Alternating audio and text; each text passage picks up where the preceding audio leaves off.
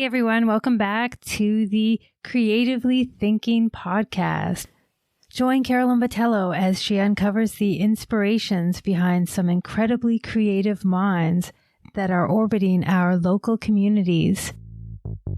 Hello, Blake Richardson. How are you? I am so happy to have you on the show. You are an award-winning visual artist who loves to use the Canadian landscape as your subject matter. You have a unique skill you learned when you graduated from Sheridan College in Oakville, Ontario, Canada. Can you share with our audience what this skill taught you?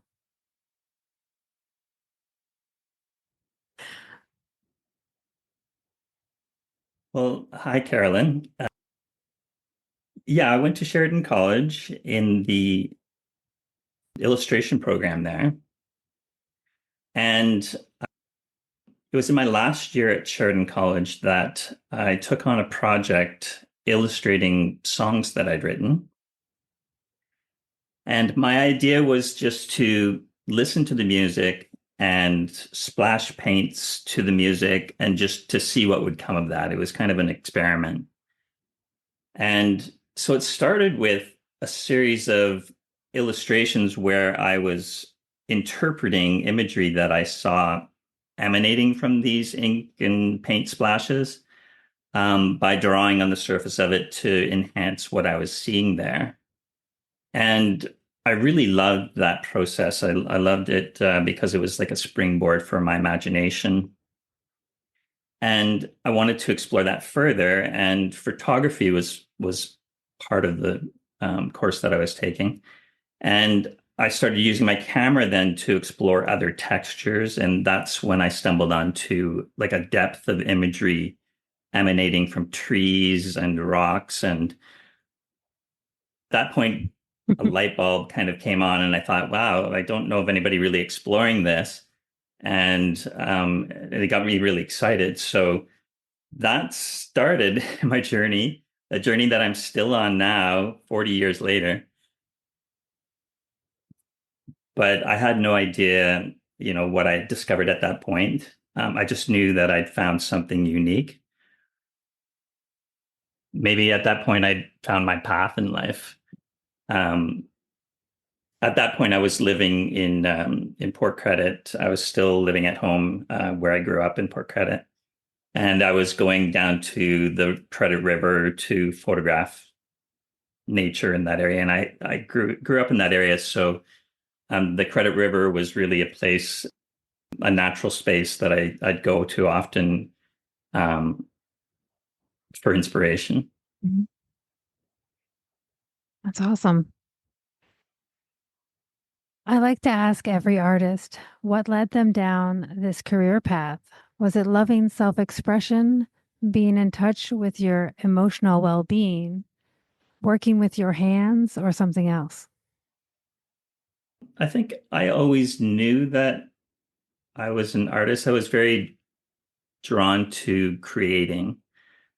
And I knew that that's what I wanted to do as a career. Like early on, as a child, I'd always been going in that direction and telling people that this is what I want. And I think my parents knew that that's the direction I wanted to go. I don't think they knew how I could make money at it. So I think choosing illustration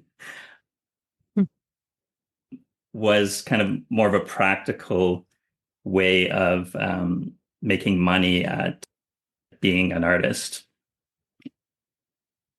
So that's why I chose the illustration course. But I actually struggled at illustration for years, and my work took on more of a fine art direction. But I think that's the direction it was always meant to go in. Mm-hmm. Yeah, the illustration field it seems like more of a practical choice, to please the parents, right? Yeah, I mean, I didn't know how I was going to make a living at being an artist, so that was a good start, and it did get me going in the right direction. Like I freelanced as an illustrator, for advertising agencies and doing editorial and book illustration. But yeah, like I say, I kind of struggled at that because I was really focused on this style that I'd been exploring, Mhm. and that's what I was shopping as an illustrator. Mhm. And art directors were having a hard time getting their head around it just because it was so different. So they took it very literally.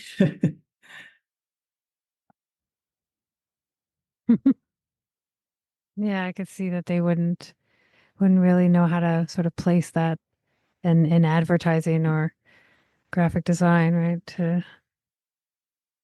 Yeah, it was more, I was getting a few jobs here and there in editorial and in book illustration, um but yeah, literally one of the jobs was oh, hey Blake, we finally found a job for you. It's a book about an image coming out of a tree.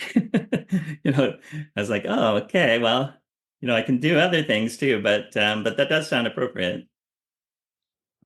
Jumping forward to today, your style has evolved to become more another sort of entity that encourages others to see differently. How would you say, since graduation, you have seen your style progress? Shortly after graduating from Sheridan, my parents actually bought some land up on Stony Lake. And so this was one of the first areas that I found myself exploring the trees and rocks in that area. And I saw this depth of imagery in that environment. And I became more aware of a historical site on Mhm. Stony Lake, or just up Eels Creek off of Stony Lake, the Petroglyphs Provincial Park there. And when I looked into the origin of that site and how cultures would go out into nature and seek out vision in nature, I made a really strong alignment with that, and saw that what I was doing, had been done before.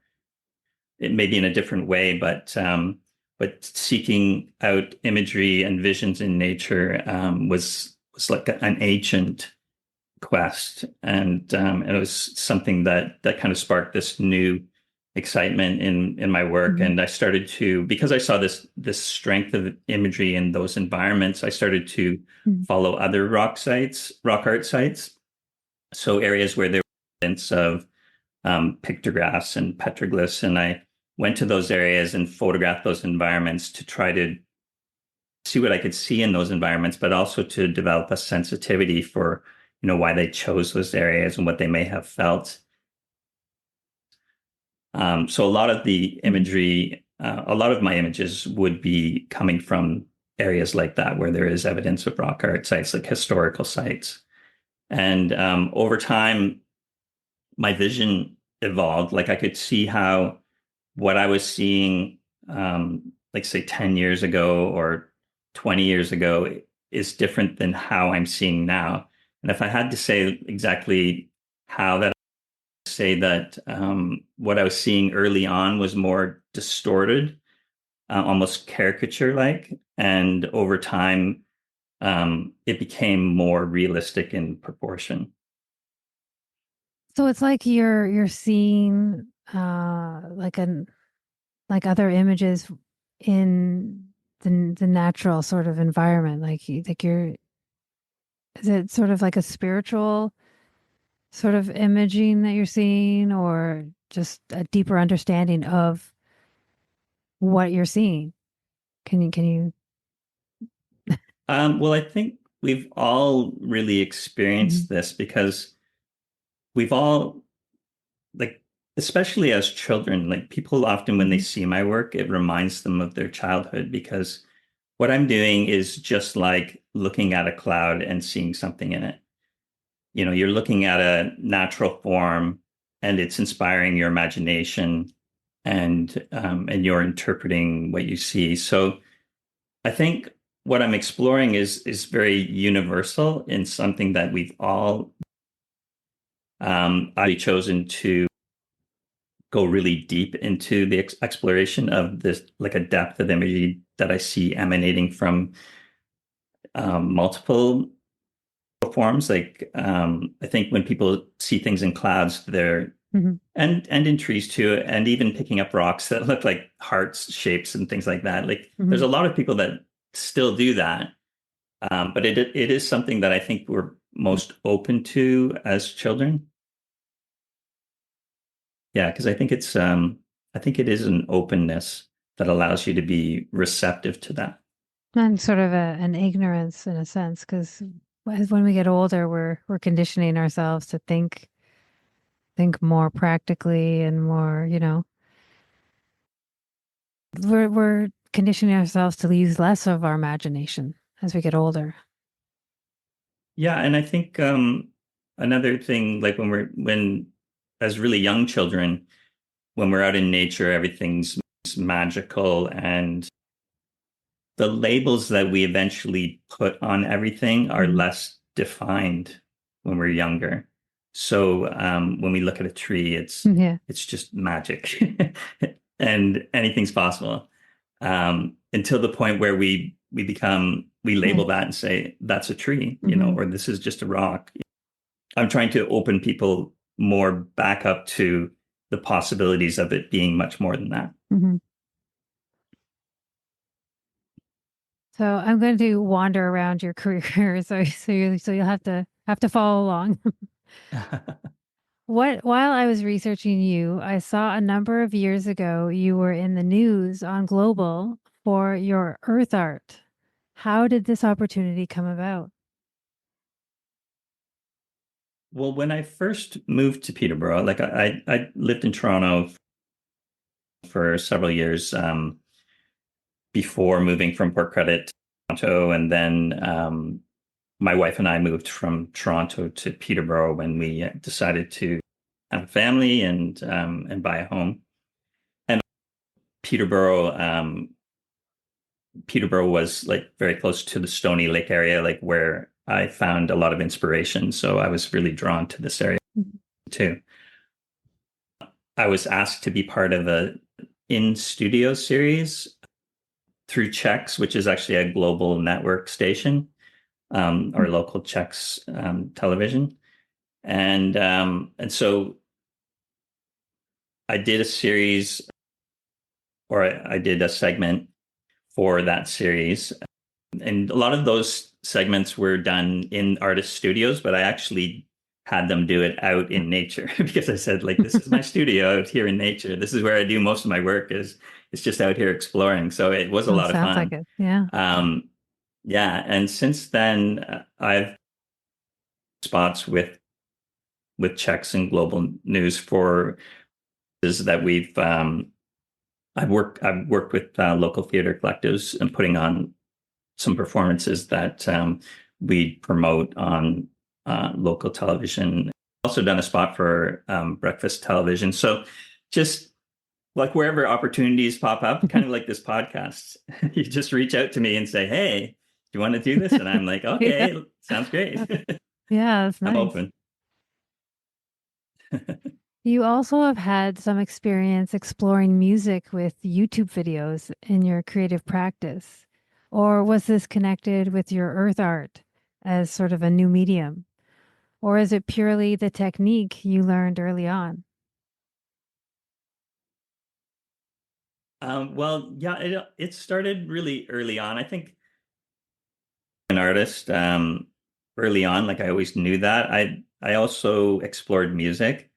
I actually don't read music. I explored it very intuitively, so just kind of playing around with it, with instruments and writing songs. And so I've been a songwriter on um, and as I explained earlier, it kind of all started with my music when I decided to illustrate songs that I'd written. And now, when images come to me, that actually inspires lyrical poetry in the process of understanding what this image held for me on my journey. Um, and so now it's kind of come Wow. where the Yeah. images that are coming to me are inspiring the music. So it's kind of like a creative cycle, but music has always been part of that.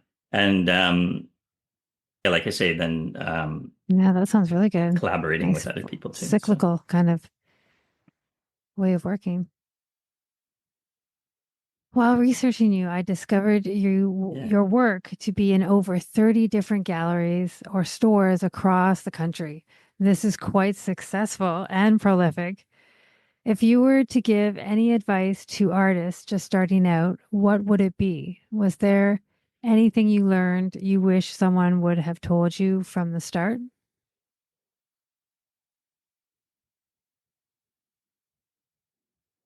Well, a lot of those stores and galleries were contacts that I made through doing wholesale and retail shows.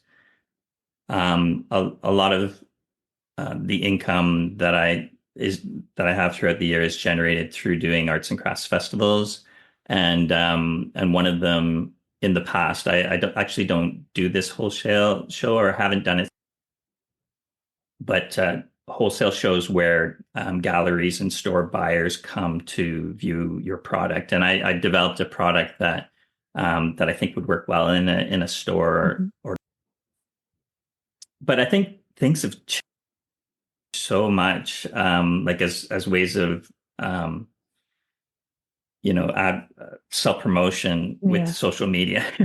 Like that wasn't always Yeah. there on my journey.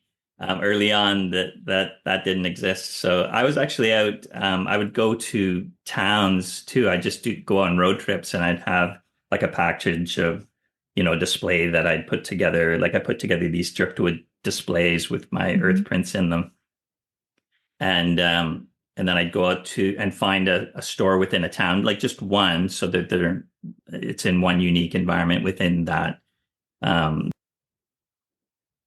that place, and I'd hopefully hit the buyer at that time, and I'd just reach out to them and show them my work and say, well, I'm here now, and if you're interested, then I think this would be a really good place. And I was really successful doing that, like actually just choosing areas that I thought would work well with my work, and kind of cold calling on these galleries and stores, and it was kind of fun.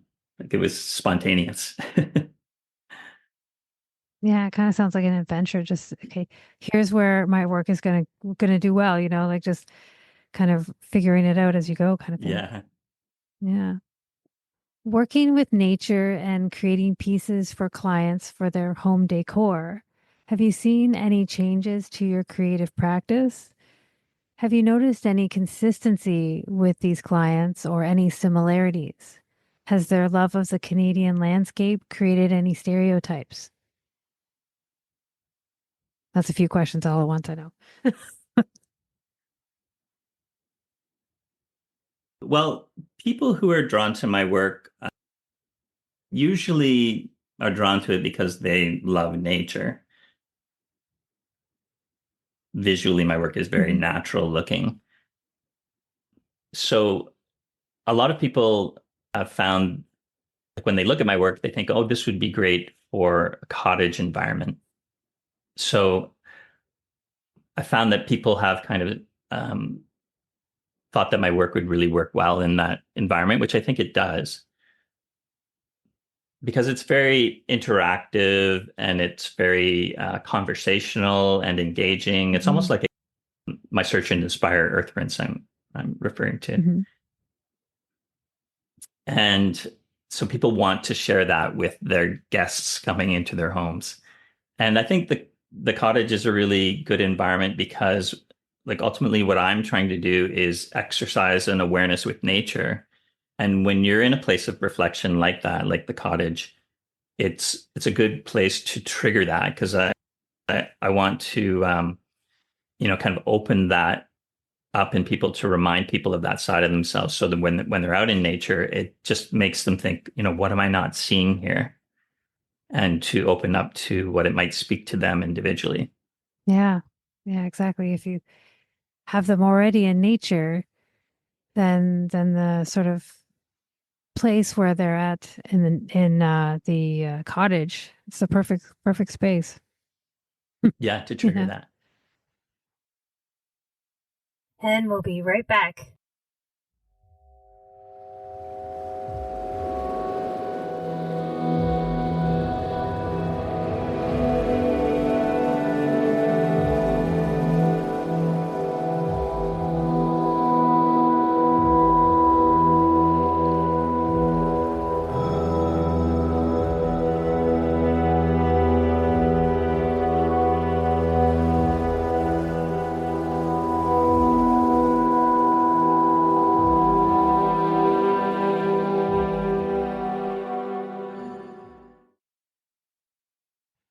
And then you just kind of led into this question with your other answer, but that's totally awesome.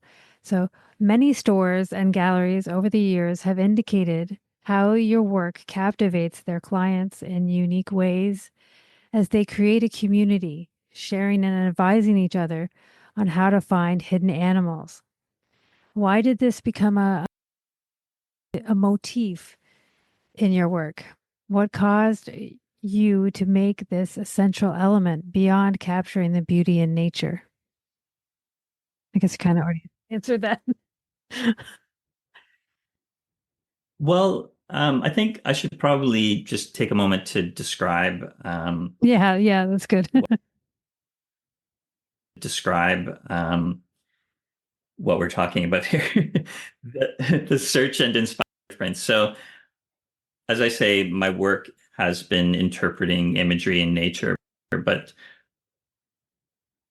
and in the process of doing arts and crafts festivals, I've always been trying to involve people in the process. So it started with images in rocks and trees where I would put the original photograph on the back and say, here's the photograph of the tree. This is what I saw in it. Like, can you see how I'm interpreting that? To engage people in the process. And they'd say, like, yeah, but actually, and then the original photograph would still be there, but people would say, yeah, but I see something else. So which I think is great. That's why I always make sure Hmm. that the original photograph's there so that people can look at it and see what they see in it. And then I found myself along the journey, stones started coming to me in the shapes of different animals, and I found myself out there searching for those. So that's the series where I called this series of images my earthen sculptures. And I really wanted to involve people in that part of what I was doing. So I kind of fused the two in a way. I started photographing environments and then bringing out what I see so subtly that when you look at it, you don't see anything. Like hours and hours, like weeks and months of work that goes into these because there's hundreds of, well, not hundreds, but over 100 images in most of these search and inspire earth prints. When I'm at shows, I usually have like one image as a prompt. So I'll say, well, can you see the unicorn in this? Oh, Or wow.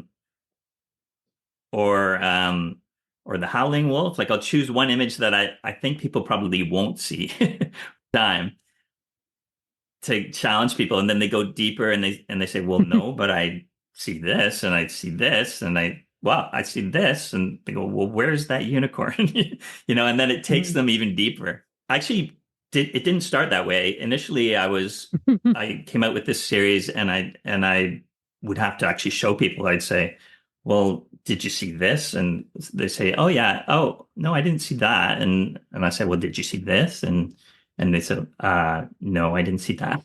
And so it was really difficult to get people to go deep into my work to see the depth of imagery that I was bringing out. So this works really well to like choose one image that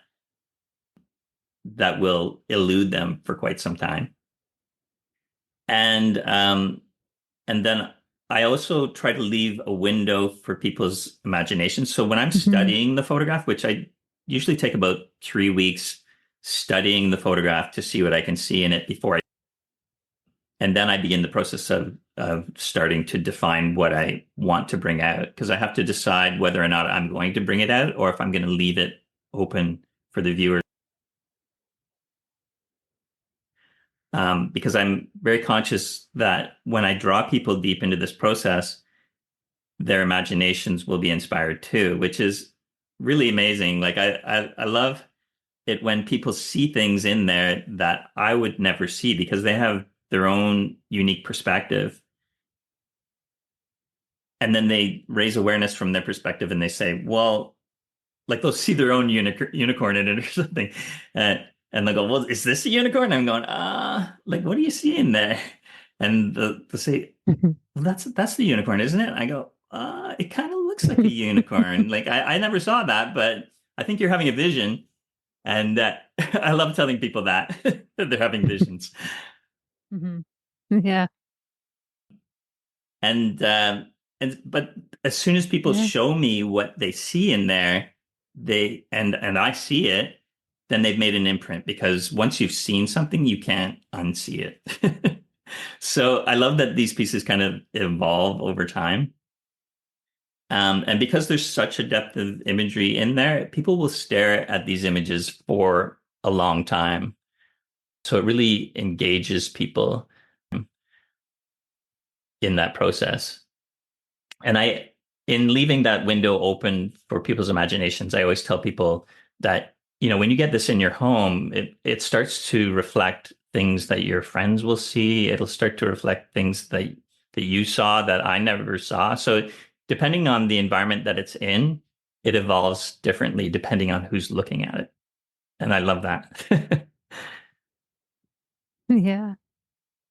Yeah, really, it does sound really engaging for everyone to just bring in their own imagination.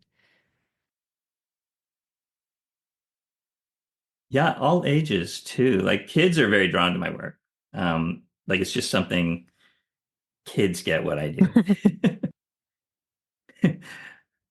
But also they just love games, and they're very observant, and but it also, I just sold a piece to have in the foyer of a retirement home, and they thought this would be great for our residences to just gather around and kind of talk about and reflect on. Um, so yeah, like all Yeah. ages. Just continue seeing just so many different animals, shapes, just and it just keep growing. Yeah. Yeah. Yeah. And it really never ends. That's what I love about it, because like I've had some of my images, and I because and I do like only create one search and inspire image a year, because they're quite Mhm. involved. The rest of the year I'm creating my earth and sculptures.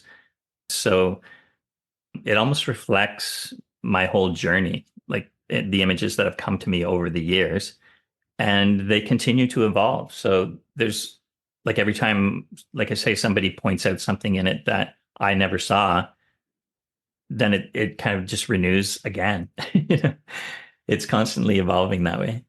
Yeah, it almost sounds like a mosaic of everyone's imagination overlapping and, just uh new animals and shapes and just overlapping over time, right? Yeah. Yeah. Yeah. Where do you see your career in 10 years? Do you see yourself continuing in North America, going to the US, or venturing into Europe for different or newer landscapes, for more of a challenge, or to have a wider reach creatively? Um, I'm very open to opportunities, and I'm drawn to a lot of historical sites throughout the world, ancient rock art sites and megalithic sites like Stonehenge. Like, if the opportunity presents itself, I would go to places like that Mhm. in a heartbeat just to explore what I saw there. But I also feel like there's so much here in Canada to explore. It's almost Yeah. unexhaustible.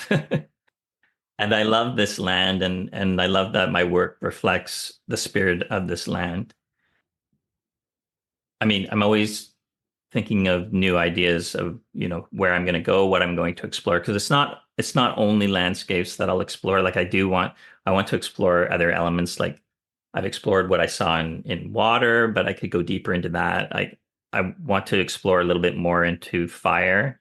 I have a fire image, but I could go deeper into that element and explore what I saw in that. I just came out with a new product that I call the an Earth Art Oracle.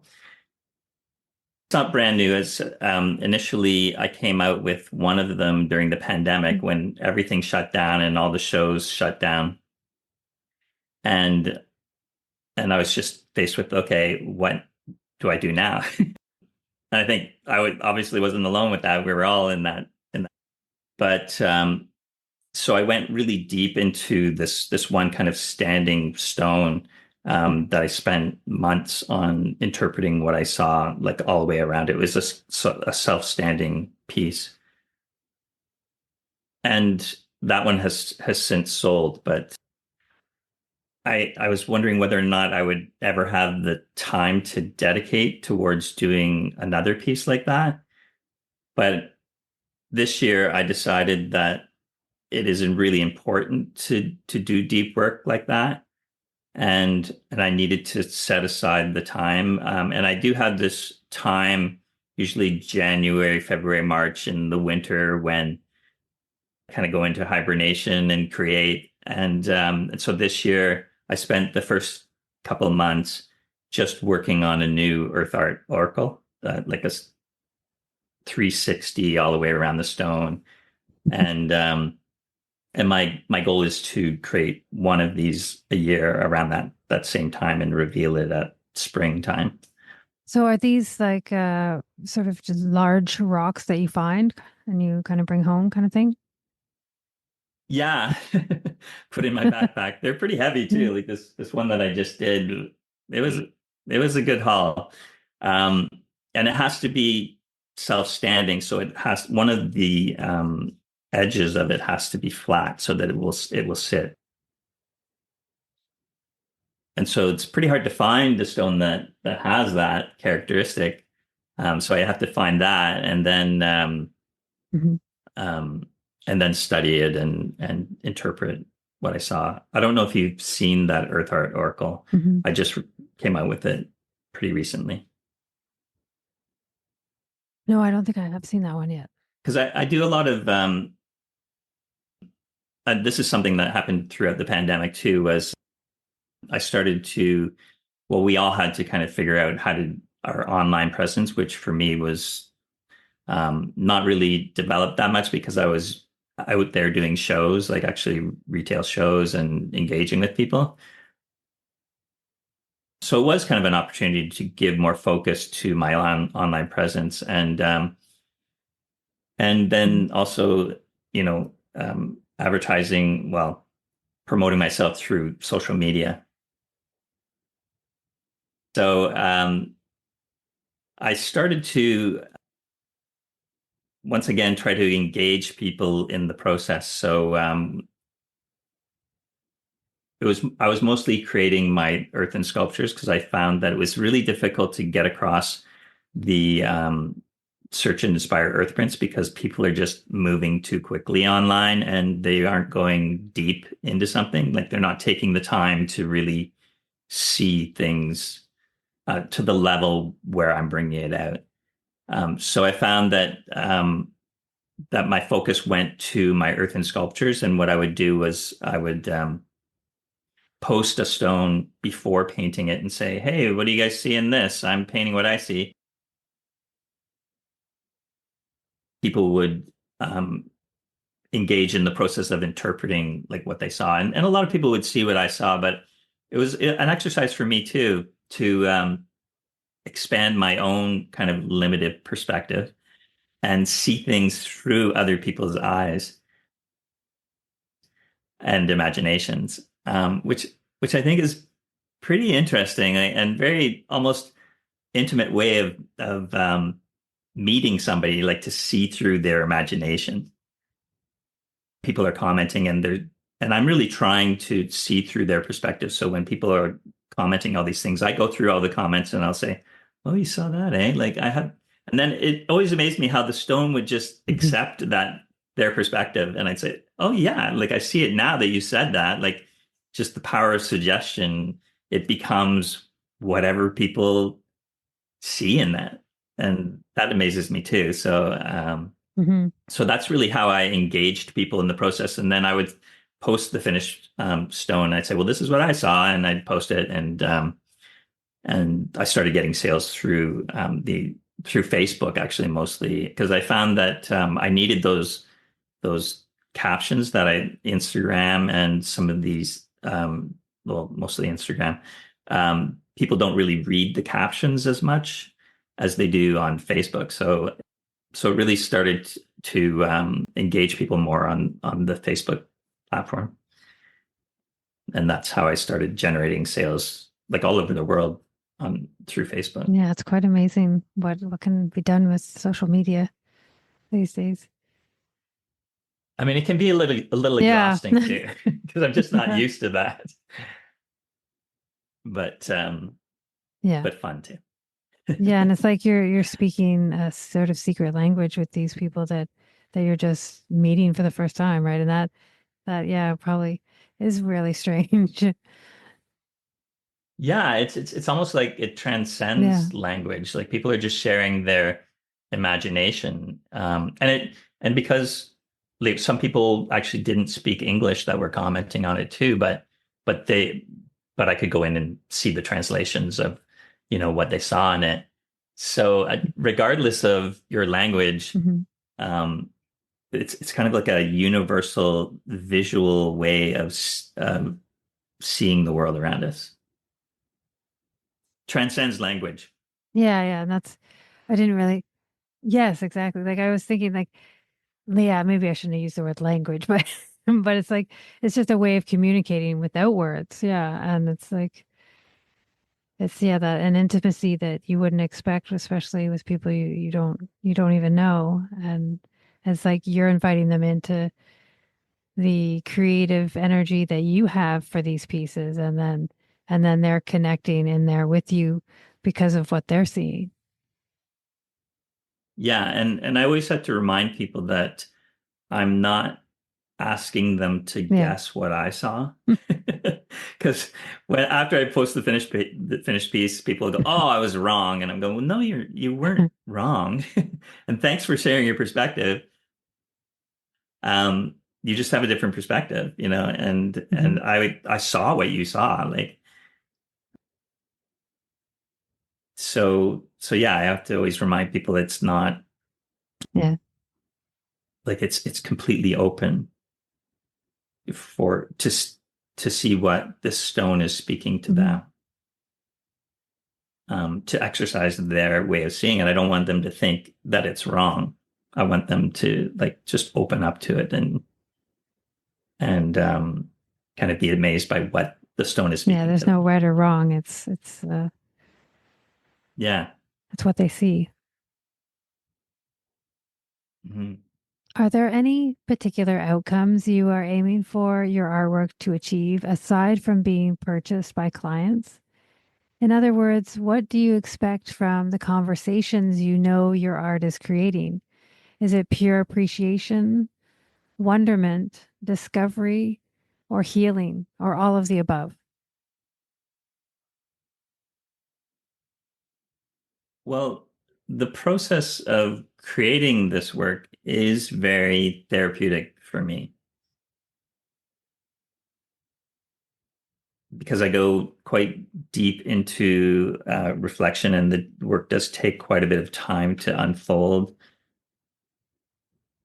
So it's very mindful and almost meditative. Like I think all whenever I'm creating, whether it be with music or with visual art, I try to get into this flow of creating, like a creative flow where you lose sight of yourself, you lose sight of time, like you just kind of come out of it and think, "Oh my God, I haven't eaten for 4 hours," you know, or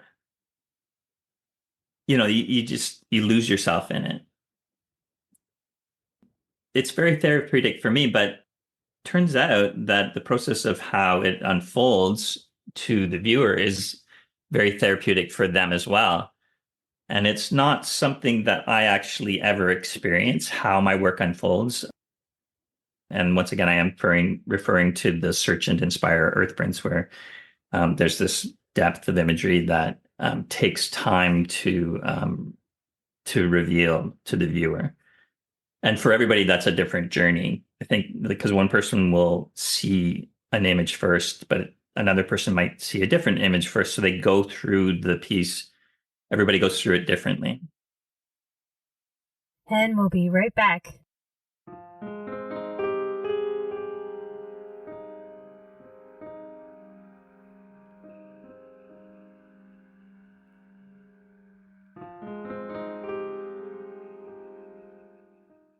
But what I have found that people who are drawn to my work are drawn to it for that reason, and they get ideas of, how they could use this as a tool within their own practices, calm people down, because it is very mindful and meditative, almost even the process of how it unfolds.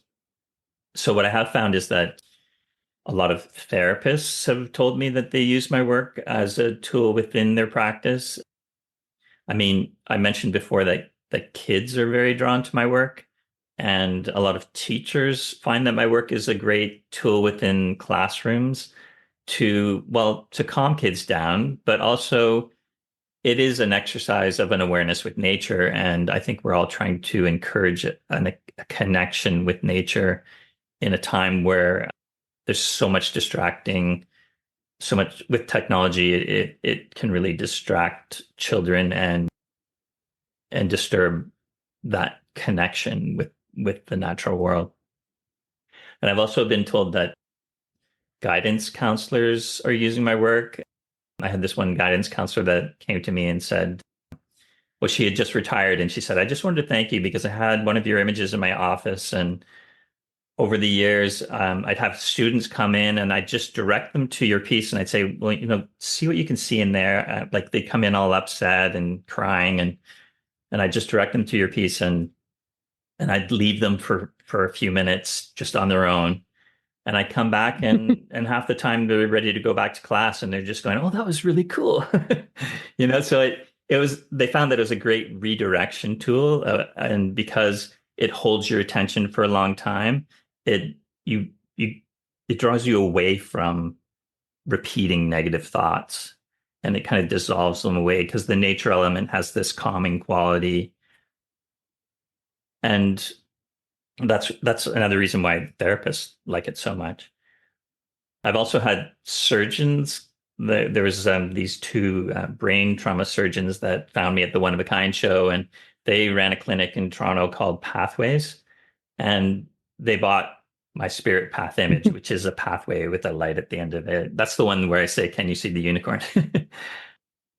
And so they thought this would be great for our waiting room, which a lot of doctors do like them for their waiting rooms because it is something that, like when people are waiting, it's a good activity for people. But they came back and they said, we have to tell you this story because we put your image in our waiting room, and then we noticed some of our patients post-surgery, through their rehabilitation progress, they were struggling with some of the exercises that we were putting them through, but they were engaging with your piece. And so we thought, well, if they're engaging with this, then let's bring this into our therapy room. And then they said, so we did that, and it's become like a really effective tool for us to work with our patients because it's kind of non-threatening. People are recognizing things, so they're making connections. So it's kind of reconnecting those neural pathways, and it's very calming at the same time. And I thought, well, this is amazing. I love that my work is helping people. So beyond the fact that, it's a beautiful image and it's interactive, it has a lot of value. And I'm currently exploring more how to optimize that aspect of things so that my work can get into spaces where it can help people. Yeah, it sounds like you're getting into some of those spaces already, right? With the doctors and the teachers and. Yeah, I just had a piece that was purchased by Ronald McDonald House out in Nova Scotia, and I asked the girl who had purchased it. I said, "Well, where did you see my work, or how did you hear about me?" And she said that her mother is a doctor, and she belongs to this doctors group. And she said that they were talking about me. So you were saying before, like the discussions that are going around my work, like I actually don't know what those are, but they do kind of resurface in times like, oh, people are talking about my work and the fact that it's therapeutic, and that's awesome. I love that. Yeah, that's exactly what you want. That's what I want. But I want to help people. I mean, I feel like on my path in life, I think we all are here to, you know, rise, sort of uplift humanity, that we all have a purpose in life. And I love that. That gives my work more purpose. Yeah, exactly. Have you had the opportunity to have your work illustrating a novel, used in a movie, or in a play? Your work seems completely suited for all of these formats. If yes, how did this come about? Probably through conversations.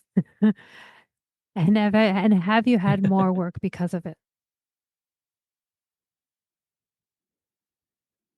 I mean, I have done illustration work in the past. I'm actually, it's funny you mentioned the play, Oh, because I'm wow. actually in the process of writing a musical right now. I guess it's something I've always kind of wanted to do. It's it's about my great uncle. His name was Arthur Herbert Richardson. And I really connect with his passion for nature. He was a very integral part of the conservation movement in Mhm. the like conservation authorities in Ontario. His office drew up the bill that allowed conservation authorities to be formed back in 1942, I think it was. But it's really a story more about following a love for nature, a love for humanity, like contributing to society in that way, or contributing to humanity in that way, and having a vision of the future. Because like a lot of, I know that he struggled getting conservation to happen around, like there had to be some political agenda around it to get these bills to get passed, because politicians would only be in office for a 4-year term, and it wasn't a immediate type of result, something that and the public outcry really wasn't there, especially early on. Like he was running Save the Forest campaign in the 1920s, so this is a time when everything was booming, and him and his friends and colleagues were already very concerned about the environment at that point, and like that we need to stop and like conserve. But ultimately, the play is kind of about love, and I can really relate Yeah, and to how it sounds like he was his very personal passionate journey. about it 100 years ago.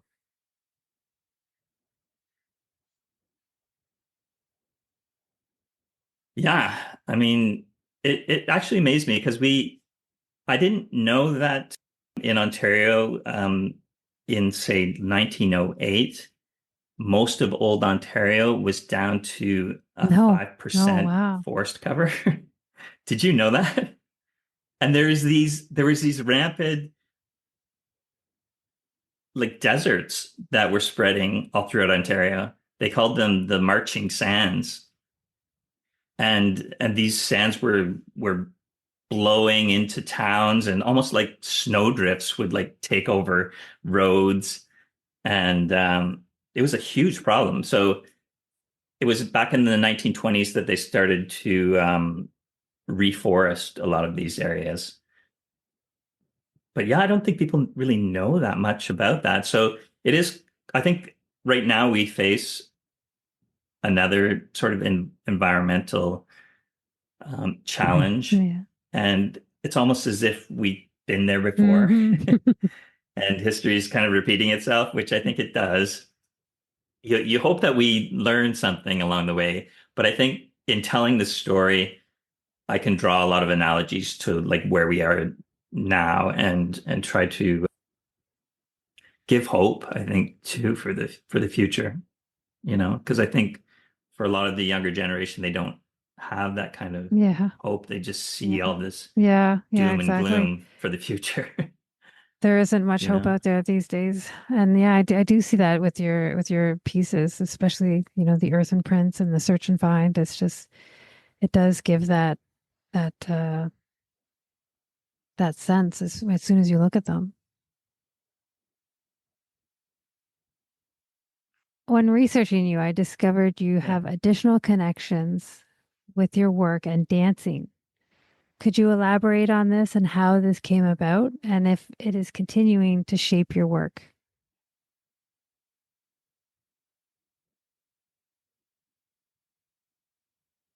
Yeah, I really had no idea that my work would go in this direction, but it really happened because of my daughter, because she fell in love with dance really early on. She was doing creative movement classes when we were living in Toronto. They were just run through the city of Toronto, but she just loved dance. And then when we moved to Peterborough, she started taking dance classes. And so she got into competitive dance and over the years I started working on some of her hip hop mixes for some of her hip hop solos. And then the choreographers in the dance studio started saying like, wait a second, who did this hip hop mix? and and so they started coming to me to do like other mixes, and then even some little bit more experimental things where we'd take like some spoken word stuff, and then I'd add my own music on top of it to kind of create an ambient background around spoken word dances.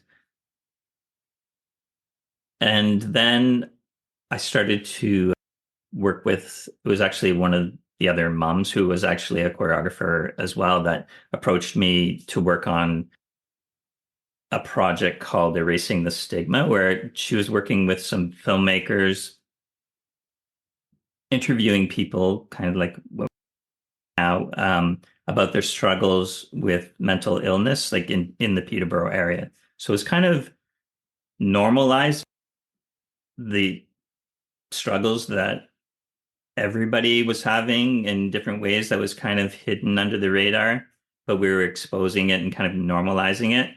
And then we categorized some of the different struggles like depression, anxiety, um, and then we created and aspects that were leading to a disconnect like technology and we created dances around that. So she approached me to have like create these unique musical compositions that she then choreographed images around, and it was a multidisciplinary performance. So it would have the projections of the people talking and the music and the dance. So it's kind of bringing all these elements together, which I love too. Just a kind of a multidisciplinary performance. And so we put on that Erasing the Stigma. We did shows of that. And then I actually, I think that's one of the reasons why I'm writing a musical now. My daughter's actually in a musical in Cambridge right now, but so she's now become a professional dancer. That's the career path that she has chosen. Um, and and she loves musicals, and so do I. Mhm. And it's like it's challenging. I mean, being an artist is challenging. She knows the struggle that artists go through, but I'm always just like, you follow what you love, and the opportunities present themselves along the way, and she's been quite successful in doing that. But I'm also the type of person that you know just wants to, well, let's just write a musical ourselves, and and you can do the choreography and I'll write the music. And so if this musical does come to fruition, which it's getting close, I hope to work with her and other people that we've met in the dance here in Peterborough and in Toronto, all over Canada for that matter. That's really great to be doing that with your daughter and just yeah, another another area of your creativity where you're just really shining. That's awesome. Yeah, I mean, I'm not a dancer myself. That's not a skill set that I've really focused on developing. But I do love collaborating with other people and kind of bringing that all together into like this kind of multidisciplinary performance. Yeah, and you're using your musical skills to help her with this. Yeah, and I'm sure that, once we get into stage design, and then that's probably where my art will come into that as well. Hmm. What have you found has been your biggest challenge as an artist? Has it been mastering your medium, establishing collectors, or something else? Um, I think there's always going to be challenges in life. Um, I think struggle is just a part of life. So I think it's basically like how you face challenges. And when a challenge sort of comes to me in life, I see it like my perspective is seeing it as an opportunity for growth, to learn from that, and that's what's actually going to get me to another level, is to work through that. I mean, as an artist, financial there's definitely probably financially has been the one of the hardest struggles throughout the years. But in saying that, I mean, I've always had what I needed to continue. And so I have become more comfortable with that, just knowing that opportunities will present themselves along the way. You can't really, it's not something you can completely plan. You just have to trust. It's not a business plan. It's more of a trusting in the universe to provide when you follow love, which I feel is the right path. And also, working hard to manifest um, ideas and things that really get you excited. And also doing what I do, I feel it's important to be aware of the signs that guide you along the way, because of what I do is very visual and imagery. I've become also very of synchronicities, and that when you are on the right path, synchronicities start to show up. And I don't even think that you would necessarily notice them unless you were aware of that. But for me, I'm always looking for those synchronicities as kind of a sign that, okay, yeah, I'm on the right path here. Okay, so Kind of gives me confirmation. so could you elaborate on that a little bit?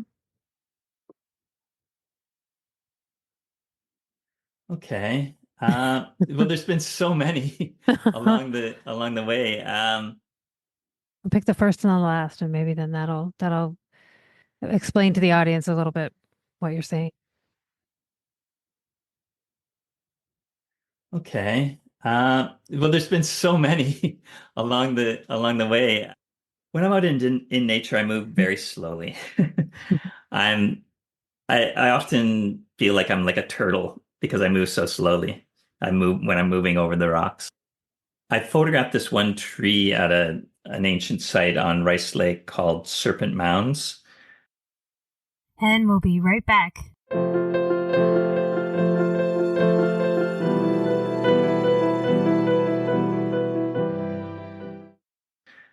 It's an ancient native burial mound on that I've been very drawn to. It's very close and connected to the Stony Lake petroglyph site as well. Um, but I photographed this really ancient tree there that to me looked exactly like a turtle. And so I came out with an image of that really early on and actually put it on my business card because I did kind of really connect with that. And so in a way that was kind of representative of myself and my connection with nature. Mm-hmm. Um, and in native mythology, the turtle is kind of a symbol of Mother Earth as well. I was living in Toronto at the time, and I was going down to the Humber River. Like that was kind of my natural space that I was searching for stones. And I found this one spot. I was living on the South Kingsway, and so I was going down to what I think was the old mouth of the Humber River, which is like a bluff there. There's a lot of landfill beyond that. But at one point, the Toronto waterfront was like a lot of bluffs along there. So I think this was like close to the old mouth of the Humber because there's this big sandstone bluff there. And I was finding these really interesting, unique pieces of sandstone like in the sand. And so I was spending a lot of time in this one area where I was finding these really odd shaped stones. And it was in the fall, and I was about halfway up this sandstone bluff. And I noticed these holes in the sand. They were kind of here and there. And I thought, what are these? It seemed like the first thing I thought was it was like a bird's nest or something. But then like I could see these eggshells kind of trailing out of it, and it didn't seem as though something was digging into the sand, more something was digging out of the sand. So it wasn't long before I was thinking, oh, like these look like they could be like turtle nests that have hatched, um, which they were. And just as I thought that, the sun caught a little glimmer of something like there's like a little star, something shiny in the sand that kind of just hit my eye as like a reflection, a little kind of star of light there, something shiny. And so it compelled me to reach down and pick up to see what this was. And it was just something kind of silver surfacing out of a chunk of sand that I had to break apart. And in it, I found a ring, and the ring was Mm-hmm. in the shape of a turtle. And the synchronicity between the image of the turtle on this ring and the image on my business card is uncanny. Like Mm-hmm. they look very similar, very similar. Um, and it just happened to fit my baby finger, and so I still wear this ring. This was when did this happen? This was 28, no, 25 years ago. And I still wear the ring to this day. It's kind of a symbol of my relationship with nature. So it was a very Yeah, literal and that is magical quite gift profound from to nature, I feel.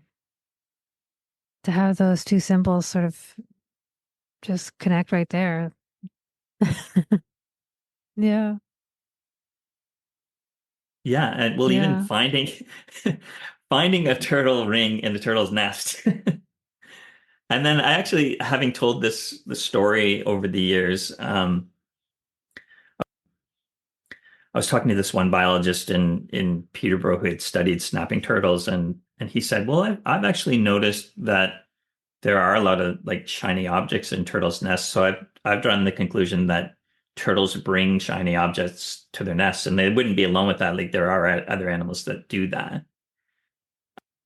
And so then I was telling people that, like as part of my story when I'm sharing these stories, because I do find that Mhm. when I'm out there at shows, I share stories like this, and then I with Ontario Parks and Canada Parks. I've done some work with them.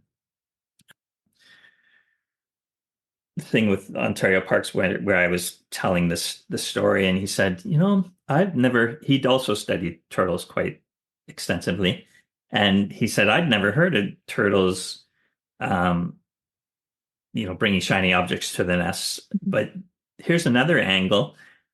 I know for a fact that crows bring shiny objects to their nests. And crows are well known to raid turtles' nests. So it could have come about that way, where a crow carrying a turtle's ring happened to see some turtles hatching and, well, probably traded the ring for a baby Yeah, turtle. I that don't could know. happen. Yeah. Yeah. It's a mystery. During your career of painting Canadian landscapes, have clients ever reported experiencing a spiritual connection with your work?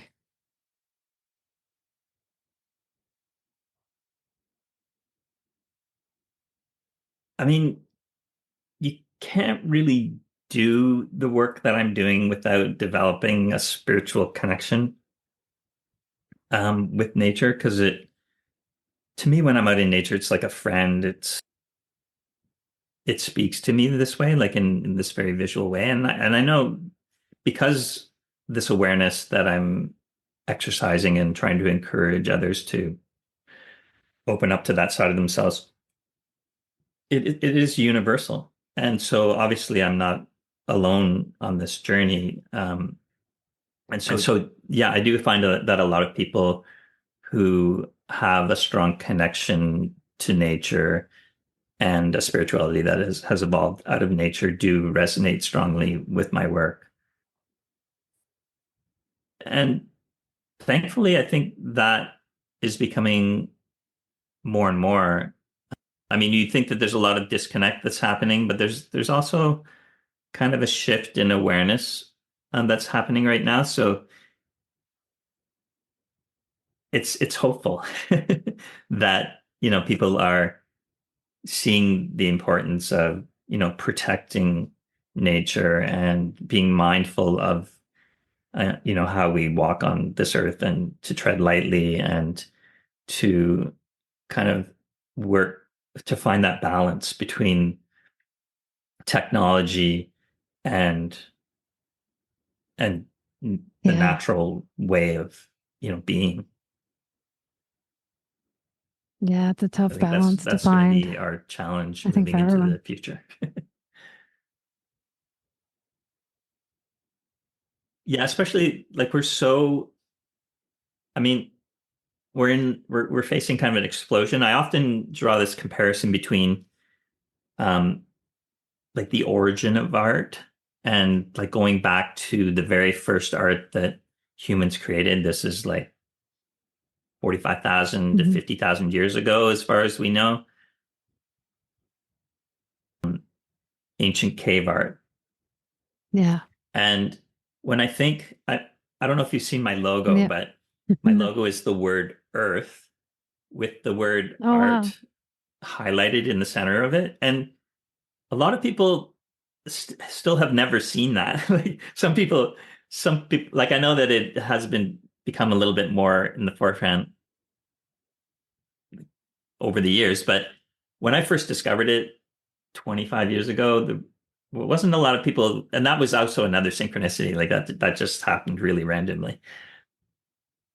But when I saw the word art in Hmm. the earth, I just thought, well, that makes so much sense. Like, the origin of art is the earth. And then, in thinking about the origin of art, like the very first art that humans created, they, like, archaeologists refer to that time as the creative explosion. So something happened that brought about the awareness that an image could represent something. I guess what I'm talking about is the origin of representational art, because there probably were like abstract scratchings and things like that, and Yeah. symbols Yeah. The before Sumerians actual and representational art. Phoenicians and all that. Yeah. So, yeah, I started thinking, well, you know, I have a different perspective on the origin of these rock art sites, because a lot of archaeologists would talk about like how they're telling a story in this cave, and from my perspective, I'm thinking it probably started, the awareness that an image could represent something could have started just from building fires in caves, and then the light from fires shining on cave walls. And a lot of these cave paintings actually do take on the form of the images. And then, people talk about like, oh, how clever they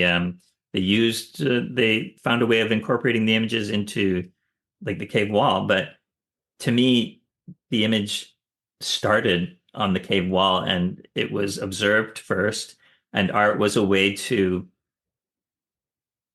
um, to define that vision, to bring it into reality. And then these sites, a lot of these ancient sites become teaching sources. So the stories start to evolve around those. Not necessarily the artist telling the story, but the artist is the interpreter of what nature is speaking.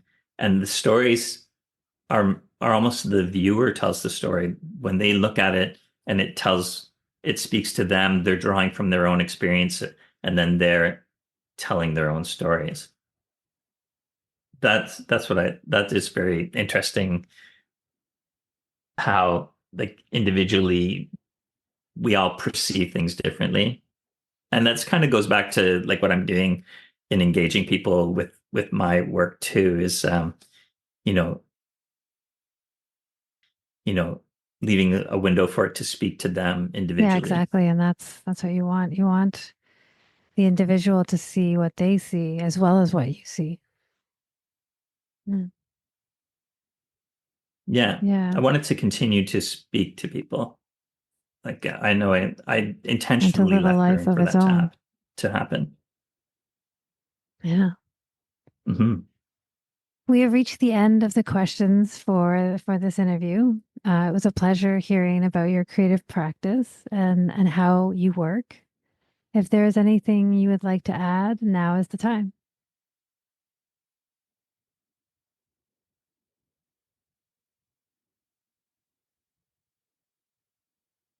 Be open and receptive to nature. Like dig a little deeper into, like, if you see something in a cloud, ask yourself, why did I see that? Dig a little deeper into the why behind it, because it's your connection with everything around you. So this is the concept. You look at a tree, you see a turtle in there, and you think, yeah, I'm a turtle. And there I am in that tree. And then here I am in this cloud, and picking up a rock and say, there I am in this rock. Like, it reinforces your connection with everything around you. So be open and receptive to that, and follow That's a love. nice Like way to leave that's the right path. to leave your interview. All about love. Well, thank you for being on the show. I will get this to you as soon as I can. And remember to like, comment, and share.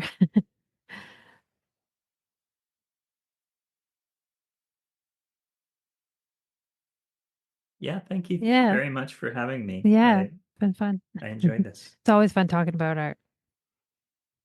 So thanks again.